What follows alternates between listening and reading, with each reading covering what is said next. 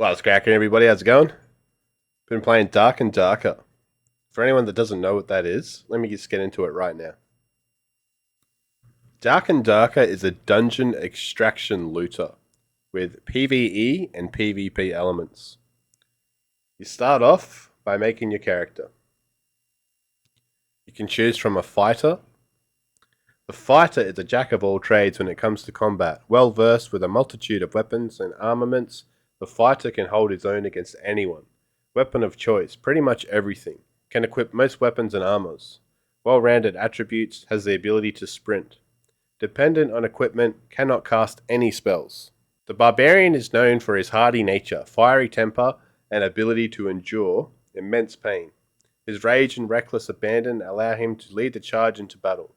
Weapon of choice, anything heavy duty. Extreme health. Damage bonus with two-handed weapons. Innate magic resistance. Slow base movement speed. Slow attack speed. Slow interaction speed. The rogue is a master of deception, able to silently slip between the shadows to work his dastardly deeds. His dexterous hands enable him to quickly loot riches, pick locks, and disable various traps. Weapon of choice, daggers. High movement speed, quick attack speed. Quick interaction with objects. Ranger. The Ranger is an excellent survivalist with a keen eye and quick hands. The Ranger tracks his enemies, sets traps, and ambushes unsuspecting prey. Weapon of choice. Any long-range weapons. Quick with the bow. Track enemy players. Set traps. Quickly start a campfire. Cannot equip most melee weapons. Low damage with melee weapons. Wizard. The wizard calls forth immense powers of magic to suit his needs, whether that means summoning a powerful fireball to cast asunder his foes or to temporarily vanish into thin air. His incantations are a sight to behold. Weapon of choice, wizard staff or spellbook. Cast powerful spells, meditate to self-refresh spells. Wield magical weapons, slow interaction speed, physical damage, and low health. The cleric is a soldier of immense faith. The cleric used his sacred bonds to his gods to call forth the protected powers of light and to vanquish the forces of dark. Weapon of choice, flanged mace. Cast healing and protective spells, able to equip some plate armor. Bonus damage to undead. Adept with many blunt weapons. Slow attack speed, slow interaction speed, low bonus damage. Bard. The Bard is a weaver of moving melodies and fantastic tales. They manage to get out of the stickiest of situations using their uncanny ability to mysteriously control the mood of crowds and creatures. Weapon of choice, rapier. Crowd control, good swordsman, loud. Warlock. The Warlock is a brooding manipulator of dark magic. They sacrifice their life force to call upon unknown forces of pain and evil. A worthy adversary proficient in both magic and weapon mastery. Casts curses to debilitate targets. Access to multiple physical weapons. Uses health when casting spells. Consuming too much health causes death. Druid. The Druid is a spirit mage with a deep connection to nature, able to wield the powers of the wilderness. They can even transform their bodies to mimic the powers of beasts. Weapon of choice, staff. Able to shapeshift into various animal forms, utilize nature spells for healing, limited equipment. Alright, let me summarize into what I know of the game. Fighter, jack of all trades. Barbarian, rah, smash, kill. Rogue, you little mongrel, where did you come from? Ranger, I saw you on the other side of the map, I'm dead. Wizard, Explodo death. Cleric, bonk, heal, bonk. Bard. La la la la la. Dead. Warlock. Kaidi Deathball. Druid. Dirty Ratface Killer. Anyway, moving on. So let's say we pick our character and we want to play Druid. Alright, here we go. Let's see. Once we have our character made, we will go into a game. So we'll enter into a lobby. Now we have the choice of a few different maps. Now this game is free to play, but what I would call limited access. So if you play this game free to play, get access to one character From what I know, you're not allowed to use the trading post. You can't enter High Roller, but you get access to all the maps. So, maps are on a rotation. You can see up here, the maps rotate in a certain amount of time. I think it's at 3 minutes. And if you're doing solo, it will change map to map. In this case, it went to Forgotten Castle. You can see now that the Howling Crypts are solo. And if we were going to enter this, we click it, press OK. And before we go into that, we want to check our Squire. Because our Squire gives us all the base gear that we start with. We can pick our loadout. So if we're playing Druid, we want strength if possible. Get a campfire.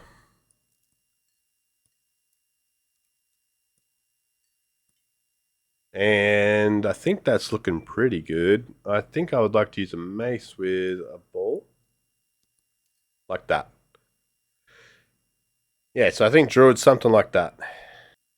And so now we set this base gear, and then we equip base gear, and you can see that it'll put the loadout in here. We want to accept all the quests.